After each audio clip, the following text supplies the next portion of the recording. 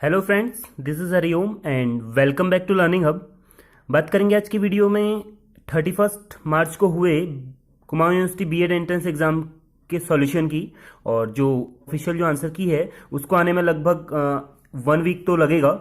तो तब तक हमारे चैनल के थ्रू आपको एक आंसर की प्रोवाइड कराई जा रही है। तो जो हमारे चैनल के थ्रू आंसर की प्रोवाइड कराई जा रही है उसमें हो सकता है कि जो ऑफिशियल आंसर की है उससे कुछ वेरिएशन उसमें देखने को मिले, लेकिन फिर भी जो एक्यूरेसी है वो 90% तो रहेगी ही। मतलब 90% क्वेश्चंस जो हैं वो ऑफिशियल आंसर की से जरूर मैच करेंगे। तो स्टार्ट करते हैं सेशन।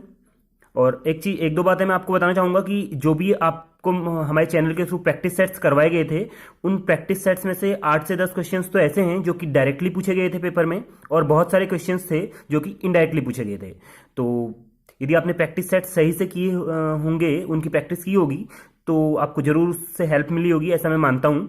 और इसके अलावा अपने 2-3 सब्सक्राइबर्स का मैं धन्यवाद देना चाहूँगा जिन्होंने मुझे पेपर प्रोवाइड किया, जिसमें गोल्डन स्पैरो किरण मेहरा, रेड डॉट पंकज नेगी और मीनाक्षी परिहार हैं। तो उनकी हेल्प से मुझे ये पेपर मिला, तो उनका बहुत बहुत धन्यवाद। और उसी की वजह से आज मैं इस पेपर को सॉल्व करा पा रहा हूँ।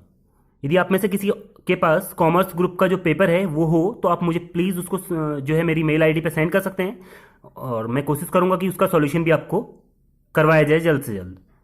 तो स्टार्ट करते हैं सेशन आज का। जो पहला क्वेश्चन है आज के लिए, टीचिंग एप्टीट्यूड के पेपर की आज बात करेंगे। और टीचिंग एप्टीट्यूड का जो पहला पेपर क्वेश्चन है वो ये है था कि कुछ विद्यार्थी आपकी कक्षा में देर से आते हैं, इस स्थिति में आप क्या करेंगे। मतलब कुछ स्टूडेंट्स हैं आपकी क्लास में, वो काफ़ी लेट आते हैं क्लास में, तो आपको बताना है कि आप इस कंडीशन में क्या करेंगे। क्या आप कक्षा में प्रवेश की अनुमति नहीं देंगे उन्हें, या फिर उनके अभिभावकों को बुलाएंगे, या फिर देरी से आने का कारण पूछेंगे उनसे, या फिर और उनकी सहायता करेंगे, या फिर प्राचार्य को जो है उन प्राचार्य के पास उनको भेज देंगे, या फिर प्रिंसिपल के पास उन्हें भेजेंगे। तो इसके लिए जो आंसर होगा वो होगा कि आप देरी से आने का कारण पूछेंगे उनसे, और कोशिश करेंगे कि उनकी आप क्या करें, सहायता करें। तो ऑप्शन सी पहले क्वेश्चन के लिए सही होगा। Next question number second, a student ask question to you daily in your class. तो डेली आपसे क्वेश्चन पूछता है, तो आप क्या करेंगे, उसे क्वेश्चन पूछने से मना कर देंगे, या फिर प्रश्न पूछने के लिए उसकी सराहना करेंगे, उसे अप्रिशिएट करेंगे, या फिर विद्यालय के समय के बाद उसे पूछने की सलाह देंगे, या फिर बिना प्रश्न का उत्तर दिए उसे बैठने के लिए कहेंगे। तो इसका जो आंसर होगा वो ये होगा कि आप उसे अप्रिशिएट करेंगे उसके क्वेश्चन पूछने के लिए, कि आपने जो है क्वेश्चन पूछ के सही किया। क्योंकि आपको क्या करना है, उसे मोटिवेट करना है, ताकि वो जो है अपनी अंदर की जो उसकी फीलिंग्स हैं उनको बाहर निकाल पाए। मतलब जो भी उसको डाउट्स हैं उनको वो क्लियर कर पाए। तो ऑप्शन बी सही होगा सेकंड के लिए। क्वेश्चन नंबर थर्ड, अभिभावक अपने बच्चों के लिए अध्यापकों से आशा करते हैं। तो वो क्या आशा करते हैं कि बच्चों से कि उनके निष्पक्ष व्यवहार की, सहानुभूति और प्रेम की, या फिर ए और बी दोनों की। तो पेरेंट्स चाहते हैं कि जो टीचर है वो उनसे निष्पक्ष व्यवहार भी करे, और सिंपैथी और लव भी उनके साथ जो है टीचर का हो। तो ऑप्शन नंबर सी इसमें सही होगा, कि ऑप्शन ए और बी जो होंगे दोनों इसके लिए सही होंगे। क्वेश्चन नंबर फोर्थ को देखते हैं, आधुनिक समय में विद्यार्थियों को आध्यात्मिकता का ज्ञान देना क्या है। तो यदि आप मॉडर्न टाइम में आप अपने स्टूडेंट्स को स्पिरिचुअलिटी सिखा रहे हैं, तो उसका क्या इफेक्ट पड़ेगा बच्चों में। ये इसको सिखाना एक पिछड़ापन है, या फिर असंभव कार्य है, या आवश्यक नहीं है। तो स्पिरिचुअलिटी सिखाना, आध्यात्मिकता का ज्ञान देना आज के समय में अपने स्टूडेंट्स को बहुत जरूरी है। क्योंकि क्या हो रही है, बहुत सारी मॉरल वैल्यूज जो हैं वो डाउन होते जा रही हैं हमारे स्टूडेंट्स के अंदर। तो इसके लिए जो स्पिरिचुअलिटी का ज्ञान है वो आवश्यक है। तो ऑप्शन नंबर सी इसके लिए सही होगा।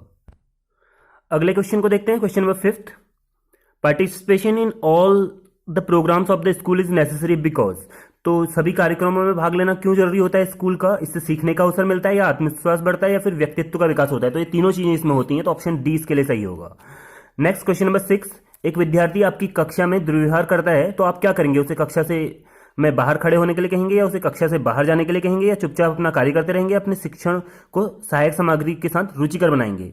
तो एक कोई स्टूडेंट है, वो आपसे दुर्व्यवहार कर रहा है, तो आप क्या, वो इसलिए कर रहा है क्योंकि उसको जो टीचिंग है उसमें, आपकी टीचिंग में इंटरेस्ट नहीं आ पा रहा है। तो आप क्या करेंगे, अपने शिक्षण को, जो भी टीचिंग लर्निंग मटेरियल्स हैं उनसे आप उसको और अच्छा बनाने की कोशिश करेंगे, और रुचिकर बनाने की कोशिश करेंगे। तो दुर्व्यवहार जो होगा उसके बाद नहीं होगा, तो वो मिसबिहेव उसके बाद नहीं करेगा, क्योंकि उसको पढ़ने में इंटरेस्ट आने लगेगा। तो ऑप्शन नंबर डी इसके लिए सही होगा। नेक्स्ट क्वेश्चन नंबर सेवंथ, जो आपकी रचनात्मकता और वैध आलोचना करता है। मतलब एक कोई पर्सन है जो आपकी जो है आलोचना कर रहा है, लेकिन वो आलोचना जो है वो कंस्ट्रक्टिव है, ठीक है, वो क्रिटिसिज्म जो है और वैलिड है, मतलब वो आलोचना आपकी वैध कर रहा है और रचनात्मक कर रहा है, तो आप उसे क्या मानेंगे? मतलब आपकी आलोचना कर रहा है लेकिन वो वैध है, मतलब सही चीज के लिए आपकी आलोचना कर रहा है, तो आप क्या मानेंगे? उसे एक मित्र की तरह उससे बिहेव करेंगे, एक आलोचक की तरह करेंगे, प्रतिद्वंदी की करेंगे, या जैसे कि तैसा करेंगे, मतलब जैसा वो है टिट फॉर टैट वैसा करेंगे? तो आपकी जो है वो आलोचना कर रहा है वैध और रचनात्मक, मतलब आप कोई गलत काम कर रहे हैं, वो आपको बता रहा है कि आप गलत कर रहे हो और आपकी आलोचना कर रहा है, तो वो आपका एक फ्रेंड है। एक फ्रेंड ही जो है वो ऐसा कर सकता है, तो आप उससे मित्र की तरह बिहेव करेंगे। और यदि कोई मित्र नहीं होगा तो वो तो आपके सामने आपकी आलोचना नहीं करेगा, लेकिन आपसे आपके पीठ पीछे आपकी आलोचना करेगा। ठीक है, तो वो आपकी रचनात्मक और वैध आलोचना कर रहा है, आपके सामने कर रहा है, आपको बता रहा है, तो इसका मतलब वो आपका एक मित्र है, आपको उससे एज अ फ्रेंड बिहेव करना चाहिए, वो आपकी आदतों को सुधारने की कोशिश कर रहा है। क्वेश्चन नंबर 8, नैतिक शिक्षा के लिए कौन उत्तरदायी है? मॉरल वैल्यूज के लिए जो है, मॉरल एजुकेशन के लिए कौन उत्तरदायी है? माता पिता, विद्यालय, समाज या उपयुक्त सभी? तो ये तीनों के तीन जो है वो मॉरल वैल्यूज के लिए रिस्पॉन्सिबल हैं। इन तीनों जगहों से हम जो है मिलजुल के मॉरल वैल्यूज को सीखते हैं। क्वेश्चन नंबर 9, छोटे बच्चों के लिए स्कूली शिक्षा में किस प्रकार का बोझ अपेक्षित नहीं है? लिखने का, पढ़ने का, गृह कार्य का, या फिर विद्यालय जाने का? तो छोटे बच्चों को जो है वो गृह कार्य का बोझ नहीं रहना चाहिए, तो ऑप्शन नंबर सी इसके लिए सही होगा। 10th, जब आपके बच्चे सफल होते हैं तो आप कैसा महसूस करते हैं? आपके जो स्टूडेंट्स हैं वो सक्सीड होते हैं तो आपको कैसा फील होता है? आपको जो होगा वो सेल्फ सेटिस्फेक्शन फील होगा कि आपने जो पढ़ाया उसकी वजह से वो सक्सेसफुल हो रहे हैं, तो आपको जो होगी आत्मसंतुष्टि होगी या स्वसंतुष्टि होगी। नेक्स्ट क्वेश्चन नंबर 11th, शिक्षण का पहला और मुख्य उद्देश्य क्या है? शिक्षार्थियों के वास्तविक जीवन की समस्याओं का समाधान करने हेतु उनको में कौशल विकसित करना, या फिर केवल ज्ञान प्रदान करना, या कक्षा में लेक्चर्स देना, या शिक्षार्थियों से व्यक्तिगत संबंध रखना? तो ऑप्शन नंबर ए सही होगा कि आप उनको क्या करेंगे, लाइफ स्किल्स सिखाएंगे, जिससे कि वो अपनी डेली लाइफ की जो प्रॉब्लम्स हैं, रियल लाइफ प्रॉब्लम्स हैं, उनका सॉल्यूशन निकाल सकें। तो ऑप्शन नंबर ए इसके लिए सही होगा। क्वेश्चन नंबर 12, विद्यार्थियों में अनुशासनहीनता के लिए उत्तरदायी कारण है? तो जो स्टूडेंट्स में मिसबिहेव के लिए या फिर इनडिसिप्लिन के लिए कौन रिस्पॉन्सिबल है? दोषपूर्ण शिक्षण विधियां, अध्यापक में नेतृत्व में कमी, या फिर मूल्यों में कमी, या उपयुक्त सभी? तो दोषपूर्ण शिक्षण विधियां भी इसके लिए उत्तरदायी हैं। नेतृत्व, अध्यापक का कमी है, यदि नेतृत्व में मतलब वो लीडरशिप उसमें सही नहीं है तो वो भी उसका एक कारण है, और मॉरल वैल्यूज में कमी होना भी इसका एक कारण है। तो ऑप्शन नंबर डी इसके लिए सही होगा, उपयुक्त सभी। नेक्स्ट क्वेश्चन नंबर 13, यदि आप प्रिंसिपल हैं और आपके स्कूल में कोई जो टीचर है वो टाइम पे नहीं आता है, तो आप क्या करेंगे? उसको सबके सामने डांटेंगे, या उसको कार्यक्रम के बाद मिलने को कहेंगे, या फिर उसके उत्तरदायित्व को उसे समझाएंगे, या फिर रिपोर्ट उच्च अधिकारियों से करेंगे? तो ऑप्शन नंबर सी इसके लिए सही होगा कि आप क्या करेंगे, उसे उसकी रिस्पॉन्सिबिलिटी बताएंगे कि आपकी रिस्पॉन्सिबिलिटी है कि आप एक टीचर हैं, आप टाइम पर आएँ, और यदि आप अपनी रिस्पॉन्सिबिलिटी वो नहीं समझ रहे तो उसके बाद आप बाकी कार्रवाई करेंगे। तो ऑप्शन नंबर सी इसमें सही होगा। नेक्स्ट क्वेश्चन नंबर 14, व्याख्यान अधिक प्रभावशाली तरीके से दिया जाएगा, मतलब कोई भी लेक्चर है वो अच्छी तरीके से कम्युनिकेट होगा कब? जब जो टीचर है वो अपने प्रिपेयर किए हुए नोट्स को पढ़ाए, या फिर पहले से नोट्स तैयारी करके प्रैक्टिस करे उनकी एडवांस में ही प्रिपेयर करे, या फिर विद्यार्थी को चर्चा और विचार विमर्श में जो है वो व्यस्त रखता है, कोई एंगेज करता है अपने स्टूडेंट्स को, या फिर involve student effectively in teaching learning process, मतलब प्रभावशाली तरीके से जो है टीचिंग लर्निंग प्रोसेस में स्टूडेंट्स को इन्वॉल्व करता है। तो कोई भी चीज ज्यादा अच्छे से तब सीखी जाएगी जब हम स्टूडेंट्स को उस चीज में इन्वॉल्व करेंगे। ठीक है, व्यस्त नहीं करना है, एंगेज नहीं करना है, बल्कि इन्वॉल्व करना है। तो ऑप्शन नंबर डी जो होगा वो इसके लिए सही होगा कि टीचिंग लर्निंग में हम उनका एक्टिव पार्टिसिपेशन करा रहे हैं, उनको इन्वॉल्व करा रहे हैं। Question number 15, which of the following is most important for teacher? तो टीचर के लिए क्या इंपॉर्टेंट है वो आपको बताना है। कक्षा में अनुशासन, या फिर शिक्षण के लिए विषय वस्तु, या पढ़ने के लिए विद्यार्थी की तत्परता, या शिक्षण का समय विभाग चक्र, मतलब टाइम टेबल ऑफ टीचिंग? तो टीचर के लिए जो सबसे ज्यादा जरूरी है वो है शिक्षण के लिए विषय वस्तु। टीचर के लिए क्या जरूरी है आपको बताना है। नेक्स्ट, आत्मानुभूति शिक्षक को बचाने में सहायता करती है, मतलब जो इम्पैथी है वो टीचर को किस चीज में सहायता करती है? पक्षपात से बचाती है, रूढ़िवादिता से बचाती है, अपशब्दों से बचाती है, उपयुक्त सभी? तो वो बचाती है पक्षपात से, मतलब ऑप्शन नंबर ए इसमें सही होगा। क्वेश्चन नंबर 17, एक जो टीचर है उसका जो एम है वो क्या होना चाहिए? परीक्षा दबाव के लिए विद्यार्थियों की सहायता करना, मतलब एग्जामिनेशन स्ट्रेस के लिए हेल्प करना, या स्टूडेंट्स को पढ़ाई में हेल्प करना? ठीक है, पढ़ाई में हेल्प करना, टू हेल्प इन स्टडी, या फिर to help student for the good citizen, अच्छे नागरिक बनाने के लिए हेल्प करना? तो ये सारे काम जो है वो टीचर के हैं। तो ऑप्शन नंबर डी इसमें सही होगा कि इसके सारे के सारे उद्देश्य एक टीचर के होने चाहिए। Question number 18, major obstacle in learning is? तो सीखने में सबसे बड़ा जो बाधक है वो क्या है? फेल होने का डर, या फिर आलोचना का डर, या मूर्खतापूर्ण जवाब का डर, मतलब स्टूपिड आंसर का डर, या फिर उपयुक्त सभी? तो ये सारे जो हैं फैक्टर ये सीखने में जो है वो ऑब्स्टेकल्स हैं, बाधा उत्पन्न करते हैं, कि फेल होने का डर भी, आलोचना का डर भी, और यदि गलत हम जवाब दें तो उसमें हमें जो है मूर्ख समझा जाएगा। तो ये सारे डर जो हैं वो हमें लर्निंग में एक ऑब्स्टेकल है, उसमें एक बैरियर है, उसको रोकते हैं। क्वेश्चन नंबर 19, कक्षा संप्रेषण कैसा होना चाहिए? क्लासरूम जो कम्युनिकेशन है वो कैसा होना चाहिए? शिक्षक केंद्रित होना चाहिए, छात्र केंद्रित होना चाहिए? ये तो सीधे सीधे आपको पता होना चाहिए कि ये कैसा होना चाहिए, छात्र केंद्रित होना चाहिए। ठीक है, आप स्टूडेंट्स को पढ़ा रहे हो तो स्टूडेंट केंद्रित होना चाहिए। तो ऑप्शन नंबर 20 में सही है। नेक्स्ट क्वेश्चन नंबर 20, आप एक टीचर बनना चाहते हैं, क्यों? इसमें कम उत्तरदायित्व है इसलिए आप टीचर बनना चाहते हैं, या फिर एक समर्पित व्यवसाय है, या फिर छुट्टियां अधिक हैं, या फिर पारिवारिक व्यवसाय, यह एक आपका पारिवारिक व्यवसाय मतलब आपका फैमिली प्रोफेशन है इसलिए आप टीचर बनना चाहते हैं? तो टीचर आप इसलिए बनना चाहिए आपको क्योंकि ये क्या है, एक डिवोटेड प्रोफेशन है। तो ऑप्शन नंबर बी इसमें सही होगा कि एक समर्पित व्यवसाय है। क्वेश्चन नंबर 21, शिक्षण एक प्रक्रिया के रूप में सम्मिलित करता है, जो टीचिंग एज अ प्रोसेस, उसमें क्या क्या इंक्लूड होते हैं? तो टीचिंग की प्रोसेस में क्या क्या इंक्लूड होते हैं? विद्यार्थी शिक्षक और विद्यालय, विद्यार्थी शिक्षक और प्रधानाचार्य, विद्यार्थी शिक्षक और पाठ्यक्रम, या फिर विद्यार्थी शिक्षक और समाज।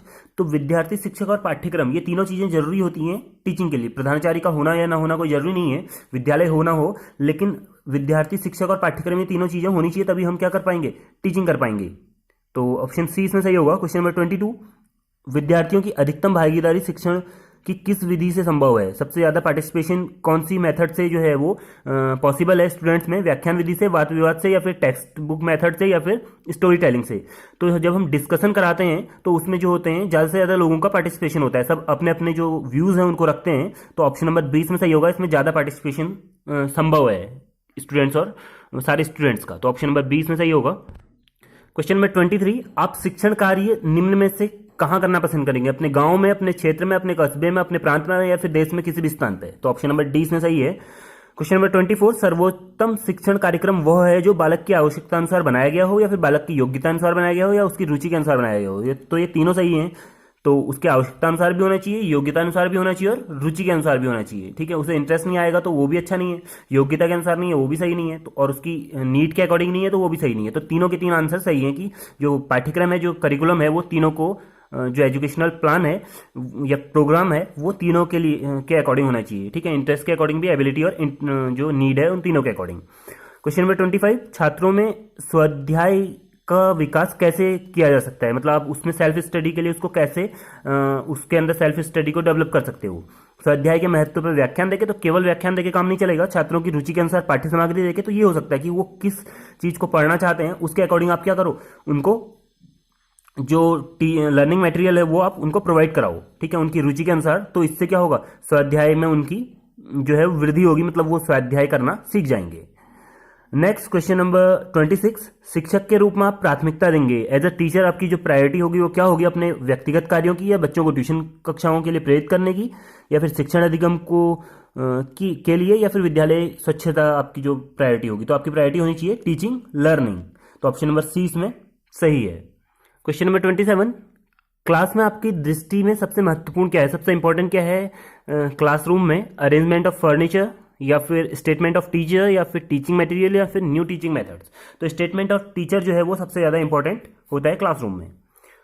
नेक्स्ट 28, शिक्षक के किस गुण की छात्र सबसे अधिक प्रशंसा करते हैं? तो शिक्षक का जो इफेक्टिव टीचिंग है उसके साथ उसका जो बिहेवियर है वो भी यदि प्रभावशाली है तो इसी की जो है सभी छात्र, सभी स्टूडेंट जो है वो प्रशंसा करते हैं। तो ऑप्शन नंबर डी इसमें सही होगा कि अच्छे आचरण के साथ प्रभावशाली उसका क्या होना चाहिए, शिक्षण होना चाहिए। नेक्स्ट 29, यदि कोई छात्र कक्षा में गलत प्रश्न पूछता है तो आप क्या करेंगे? कोई स्टूडेंट है वो गलत क्वेश्चन पूछ रहा है तो आप क्या करेंगे? उस पर ध्यान नहीं देंगे, या फिर उसे अधिक होमवर्क देंगे, या फिर उसे इनाम देंगे, या ऑप्शन नंबर डी उसका कारण जानकर उपचारी विधि अपनाएंगे, मतलब उसका रीजन जानेंगे और जो रेमेडियल मेथड्स हैं, रेमेडियल टीचिंग है उसको आप अपनाएंगे। तो ऑप्शन नंबर डी इसमें सही होगा कि आप रेमेडियल जो टीचिंग है या रेमेडियल मेथड्स हैं उसको अपनाएंगे, कि वो गलत क्वेश्चन क्यों पूछ रहा है, क्या उसके जो कॉन्सेप्ट्स हैं वो सही नहीं है, तो आप उसके कॉन्सेप्ट्स को क्लियर कराने की कोशिश करेंगे। क्वेश्चन नंबर 30, शिक्षण के लिए प्रयास करना प्रत्यक्ष रूप से वेतन के समानुपात पर है, मतलब कि आप टीचिंग के लिए प्रयास कर रहे हैं, शिक्षण के लिए, मतलब टीचिंग जो है एफर्ट आप ज़्यादा आपके अच्छे हैं तो आपकी जो सैलरी है वो भी ज़्यादा अच्छी होगी। क्या ये कथन उपयुक्त है आपकी राय में, या फिर सही है ये कथन, या फिर ये लॉजिकल स्टेटमेंट है, या स्टेटमेंट इज कंप्लीटली फॉल्स, या बिल्कुल गलत है, या फिर अनसर्टेन है, तो अनिश्चित है। तो ये कथन अनिश्चित है। कोई जरूरी नहीं है कि आप अच्छी टीचिंग कर रहे हैं तो आपकी सैलरी बढ़ेगी, मतलब डायरेक्टली का मतलब है कि अच्छी टीचिंग करेंगे तो सैलरी बढ़ेगी और खराब टीचिंग करेंगे तो सैलरी आपकी घट जाएगी। तो ये कोई जरूरी नहीं है, होना तो ऐसी चाहिए, लेकिन जो है प्रत्यक्ष रूप से ये कोई जरूरी नहीं है। ठीक है, अप्रत्यक्ष रूप से ऐसा हो सकता है, लेकिन प्रत्यक्ष रूप से सही नहीं है। क्वेश्चन नंबर 31, जीवन में अधिक सफलता प्राप्त करने के लिए क्या जरूरी है? भाग्यशाली होना, धन, पैसा, या फिर अच्छे घराने का होना, या परिस्थितियों के साथ अच्छा समायोजन। तो अच्छा एडजस्टमेंट यदि आप परिस्थितियों के साथ, कंडीशंस के साथ या सिचुएशंस के साथ करेंगे तो उससे आप क्या हो सकते हैं, लाइफ में सक्सेसफुल हो सकते हैं। तो ऑप्शन नंबर डी इसमें सही है। क्वेश्चन नंबर 32, आप परीक्षा के कक्ष में निरीक्षक का कार्य कर रहे हैं, आप जो है इन्विजिलेटर हैं, और उसी विद्यालय में प्रधानाचार्य का जो बेटा है वो भी पढ़ रहा है, तो आप, और वो अनुचित साधन का प्रयोग करता है, मतलब वो क्या कर रहा है, अनफेयर मीन्स का यूज कर रहा है, नकल कर रहा है, तो आप क्या करेंगे, उसे नकल नहीं करने के लिए कहेंगे, या फिर उसकी अनदेखी करेंगे, प्रधानाचार्य से शिकायत करेंगे, या फिर उसे उससे रजिस्टर्ड करेंगे नकल करने के लिए? सबसे पहले तो आप उसे क्या करेंगे, एक बार उसे जो है वार्निंग देंगे कि आप ऐसा मत करो, क्योंकि आप चाहे वो प्रधानाचार्य का बेटा है या कोई भी है, आप सबको क्या करेंगे, एक बार वार्निंग देंगे। यदि वार्निंग देने के बाद भी वो ऐसा काम कर रहा है तो तब आप उसको रजिस्टर्ड करेंगे। तो ऑप्शन नंबर ए इसमें सही होगा कि आप पहले उसे क्या करेंगे, वार्निंग देंगे, ठीक है, उसे कॉपी नहीं करने के लिए कहेंगे, और यदि उसके बाद भी वो करता है तो उसके बाद आप उसका जो केस है उसको रजिस्टर करेंगे। क्वेश्चन नंबर 33, दूरस्थ शिक्षा के बारे में आपकी जो राय है वो क्या है? आप डिस्टेंस एजुकेशन के बारे में आप क्या समझते हैं, क्या सोचते हैं कि it is good to attempt for expending education, शिक्षा के प्रसार के लिए ये जरूरी है, या फिर विद्यार्थियों के लिए आर्थिक लाभ का एक स्रोत है, मतलब इससे आर्थिक लाभ मिलता है, या फिर प्रतिदिन विद्यालय नहीं जाना पड़ता है तो अच्छा है ये, तो घर बैठे शिक्षण सामग्री मिल जाती है इसलिए ये अच्छा है। तो दूरस्थ शिक्षा के बारे में ये चीज़ मेन है कि इससे क्या होता है, आप अपनी एजुकेशन को क्या कर सकते हैं, एक्सपेंड कर सकते हैं। तो ऑप्शन नंबर ए इसमें सही होगा कि ये शिक्षा के प्रचार नहीं होगा बल्कि प्रसार होगा ही, तो उसको एक्सपेंड आप कर सकते हैं अपनी एजुकेशन को। यदि आप किसी कारणवश अपनी एजुकेशन पूरी नहीं कर पाए, ठीक है, तो उसको आप दूरस्थ शिक्षा के माध्यम से क्या कर सकते हैं, पूरी कर सकते हैं। क्वेश्चन नंबर 34, मैं शिक्षक बनना चाहता हूं क्योंकि, आप टीचर क्यों बनना चाहते हैं? क्योंकि आपको नौकरी की जरूरत है, या फिर there is a good salary for this job, या अन्य व्यवसाय में कम छुट्टियां, या फिर शिक्षण क्षेत्र में मेरी रुचि है। तो आपको अपनी इंटरेस्ट के वजह से ही जो है टीचिंग प्रोफेशन चूज करना चाहिए। तो ऑप्शन नंबर डी इसमें सही होगा। Question number 35, the main function of a teacher is, तो टीचर का सबसे मेन काम क्या है, पढ़ाना स्टूडेंट्स को, या फिर सीखने के लिए विद्यार्थियों को प्रेरित करना। तो स्टूडेंट का, टीचर का जो मेन काम है वो है प्रेरित करना। आप जो सबसे ज़्यादा मेन इंपॉर्टेंट चीज़ है वो आप मोटिवेट करेंगे, पढ़ना तो उन्होंने खुद ही है, वो खुद ही पढ़ लेंगे, ठीक, तो आप मोटिवेट करेंगे तभी वो जो है अच्छे से पढ़ पाएंगे। तो ऑप्शन नंबर 20 में सही है। नेक्स्ट क्वेश्चन नंबर 36, अच्छे कार्य के लिए शिक्षक का जो उच्च प्रोत्साहन है वो क्या है? यदि कोई टीचर अच्छा काम करे, इसके लिए उसको क्या मोटिवेशन है कि वो अच्छा काम करेगा? तो आपको क्या करना है, उसे अच्छा वेतन देना है, या फिर विद्यार्थियों से उसकी प्रशंसा करवानी है, या प्रधानाचार्य से प्रशंसा करवानी है, या फिर समाज द्वारा प्रशंसा होनी चाहिए उसकी। तो समाज यदि जो है टीचर की प्रशंसा करेगा तो उसको क्या होगा, उससे मोटिवेशन मिलेगा। तो ऑप्शन नंबर डी इसमें सही होगा। नेक्स्ट, विद्यालय में अनुशासनहीनता के क्या कारण हैं? जो इनडिसिप्लिन है किसी भी क्लास में, उसके क्या कारण है? शिक्षा प्रणाली हम उसका कारण है, या फिर शिक्षकों में तालमेल का अभाव इसका कारण है, मतलब जो टीचर्स हैं उसमें कोऑर्डिनेशन नहीं है, ये इस बात का कारण है, या फिर ऑप्शन नंबर सी शिक्षकों में जिम्मेदारी का अभाव है, या ऑप्शन नंबर डी प्रशासनिक अधिकारियों का स्थानांतरण इसका कारण है। तो ऑप्शन नंबर सी होगा कि टीचर्स में जो जिम्मेदारी है उसका अभाव है, इसीलिए जो है वो अनुशासनहीनता हो रही है। अदरवाइज यदि टीचर अपने टीचिंग प्रोसेस को सही से करेंगे तो अनुशासनहीनता होने का जो है वो सवाल ही नहीं होगा, ठीक, तो अनुशासनहीनता होगी ही नहीं। नेक्स्ट क्वेश्चन नंबर 38, आपके अनुसार जो एजुकेशन है वो कैसी होनी चाहिए? बहुमुखी, अंतर्मुखी, सामाजिक, या फिर व्यवसाय के साथ जीवनोपयोगी?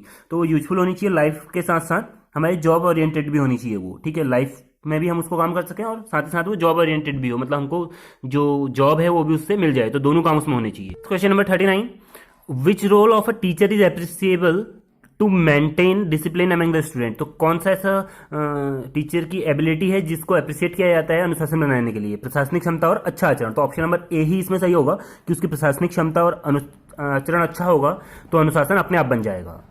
Question number 40, which of the following statement is correct? निम्न में से कौन सा कथन सही है? आपको बताना है। शिक्षा हमें पूर्ण संतुष्टि और आत्मबोध प्रदान करती है, शिक्षा समाज में हमारी प्रतिष्ठा बढ़ाती है, या फिर शिक्षा समाज के लिए लाभकारी है? तो ये तीनों की तीनों बातें इसमें सही हैं, तो ऑप्शन नंबर डी जो होगा इसके लिए सही होगा। क्वेश्चन नंबर 41, जो प्रगतिशील शिक्षा है उसके निम्न में से कौन सा कथन उसके लिए सही है। जो प्रोग्रेसिव एजुकेशन है उसमें निम्न में से कौन सा कथन प्रोग्रेसिव एजुकेशन के लिए सही है आपको बताना है। शिक्षक सूचना और प्राधिकार के प्रवर्तक हैं, तो वो इन्फॉर्मेशन देने के लिए उसके ओरिजिनेटर हैं। तो इन्फॉर्मेशन तो आजकल कहीं से भी मिल जाती है, इंटरनेट हमारे पास है और बाकी भी बहुत सारे मेथड्स हैं जिससे हम सूचना ले सकते हैं। तो सूचना देना टीचर का काम नहीं है। ज्ञान प्रत्यक्ष अनुभव और सहयोग से उत्पन्न होता है, ये जो है कहा गया है प्रोग्रेसिव एजुकेशन में। तो यही बात सही है। तो ऑप्शन नंबर 20 में सही है कि जो नॉलेज है वो हमें कैसे मिलती है, डायरेक्ट एक्सपीरियंस से। जब हम एक्सपीरियंस करेंगे किसी भी चीज को, ठीक, और कोलैबोरेशन होगा, ठीक है, कोलैबोरेशन होगा और एक्सपीरियंस होगा, तो इन दोनों की वजह से ही हम सीख पाते हैं। ठीक है, क्वेश्चन नंबर 42, शिक्षण अभियोग्यता से तात्पर्य है, मतलब जो टीचिंग एबिलिटी है उसका क्या मतलब है कि शिक्षण कार्य के प्रति आपका समर्पण है, या शिक्षण बनने के की आपके अंदर इच्छा है, या शिक्षक के लिए सभी योग्यताएं आपके पास हैं, या छात्रों से अच्छा तालमेल आपका है। तो शिक्षण अभियोग्यता मतलब टीचिंग एप्टीट्यूड का मतलब जो होता है वो ये होता है कि आपके अंदर क्या जन्मजात ऐसी एबिलिटी है, क्या आपके अंदर जो है पहले से ही ऐसी एबिलिटी है कि आप टीचर बन सकते हैं। ये उसके अंदर जाना जाता है कि आपके अंदर ऐसी एबिलिटी है या नहीं है। तो ये इसमें ऑप्शंस तो ऐसा कोई दिख नहीं रहा है, तो शायद इसमें ऑप्शन नंबर बी सही होगा कि टीचर बनने की आपकी इच्छा है या नहीं है, इसको उससे जो है देखा जा सकता है। और शिक्षण कार्य के प्रति समर्पण भी इसमें हो सकता है, क्योंकि ऑप्शन इसमें जो है वो काफी क्लियर नहीं दिया हुआ है। तो ऑप्शन नंबर बी को हम फिलहाल सही मानते हैं। नेक्स्ट क्वेश्चन नंबर 43, अध्यापक की कार्यक्षमता को बढ़ाया जा सकता है। कैसे जो है टीचर की कार्यक्षमता को बढ़ाएंगे, पदोन्नति देकर या फिर उसके कार्यों की सराहना करके। तो ऑप्शन नंबर बी सही है कि आप उसके कार्यों की सराहना करेंगे तो अपने आप उसकी जो एफिशिएंसी है वो बढ़ जाएगी, वर्किंग की जो कैपेसिटी है वो बढ़ जाएगी। क्वेश्चन नंबर 44, भारत में शिक्षित बेरोजगारी का प्रमुख कारण क्या है, कि हमारी शिक्षा जो है वो उद्देश्यहीन है, एमलेस है, या सरकार द्वारा रोजगार की सुदृढ़ नीतियां नहीं है, या फिर शिक्षण संस्थान जो है वो उपलब्ध हैं इसकी वजह से ऐसा हो रहा है, या फिर घटिया स्तर की जो शिक्षा है इसके वजह से हो रहा है। तो इसका जो मेन कारण है शिक्षित बेरोजगारी होने का, एजुकेशनल अनएम्प्लॉयमेंट, तो उसका कारण है उद्देश्यहीन शिक्षा होना। हमारी जो एजुकेशन है उसका एम नहीं है कि हम आखिर पढ़ क्यों रहे हैं। हमको कोई भी चीज पढ़ाई जाती है लेकिन पता नहीं होता है कि हमें पढ़ाई क्यों जाती है, क्यों हम होना चाहिए टीचर, प्रभुत्ववादी होना चाहिए, साधारण होना चाहिए, लोकतांत्रिक होना चाहिए, अधिनायकवादी होना चाहिए। तो ये तो साफ साफ दिख रहा है आंसर इसका सही कि लोकतंत्रवादी जो डेमोक्रेटिक है वो टीचर को होना चाहिए, कि सबकी बातों का उसको ध्यान रखना चाहिए। क्वेश्चन नंबर 46, शिक्षा का अधिकार अधिनियम कब लागू हुआ। तो आरटीई जो एक्ट था वो लागू हुआ 2009 में। ठीक है, right to education 2009। Question number 47, we should pursue education because education, हमें शिक्षा क्यों लेनी चाहिए, क्योंकि एजुकेशन व्यक्ति को विद्वान बनाती है, या फिर पैसा कमाने में समर्थ बनाती है, या व्यक्ति को स्वावलंबी बनाती है। तो ये तीनों के तीन चीज़ें सही हैं कि हमें एजुकेशन जो है वो इंटेलिजेंट भी बनाती है, और हमें मनी अर्निंग का भी एक सोर्स है, उसी की वजह से हम मनी अर्न कर सकते हैं, और हमें स्वावलंबी भी बनाती है, इंडिपेंडेंट भी बनाती है। तो ऑप्शन नंबर डी इसके लिए सही होगा। क्वेश्चन नंबर 48, विद्यालय में खेलों का जो आयोजन है उसका क्या एम होता है, कि विद्यार्थियों के समय का सदुपयोग होता हो इससे, इसलिए खेले जाते हैं, या फिर विद्यार्थियों के स्वास्थ्य के लिए इसको खेला जाता है, राष्ट्रीय खेलों के लिए तैयार करना, या फिर विद्यार्थियों के सर्वांगीण विकास के लिए। तो ऑप्शन नंबर डी इसमें सही होगा कि जो ऑलराउंड डेवलपमेंट हो स्टूडेंट्स का, इसलिए जो है वहाँ पे जो खेल हैं वो कराए जाते हैं, जो स्पोर्ट्स हैं वो इसीलिए कराए जाते हैं। और क्वेश्चन नंबर 49, मैं अपने विद्यार्थियों के प्रति व्यवहार करना पसंद करूंगा। तो आपका जो बिहेवियर है वो अपने स्टूडेंट्स के प्रति कैसा होना चाहिए, एज अ फ्रेंड होना चाहिए। तो ऑप्शन नंबर 20 में सही होगा। क्वेश्चन नंबर 50, एक प्रधानाचार्य अपने अध्यापकों से आशा करता है, तो जो एक प्रिंसिपल है वो अपने टीचर से क्या एक्सपेक्ट करता है, कि उसके आज्ञा का पालन हो, तो ये भी वो चाहता है, योग्यता और उनमें ज्ञान हो ये भी वो चाहता है, और समर्पण और निष्ठा हो ये भी वो चाहता है। तो ऑप्शन नंबर डी में सही होगा कि जो प्रधानाचार्य है वो चाहता है कि उसके टीचर हैं उनके अंदर ये सारी एबिलिटीज हों। ठीक है, तो ये तो हो गए आपके 50 क्वेश्चंस टीचिंग एप्टीट्यूड के। और यदि आपकी इस पेपर से रिलेटेड कोई क्वेश्चंस, कोई क्वेरीज हो तो आप मुझे नीचे कमेंट बॉक्स में पूछ सकते हैं।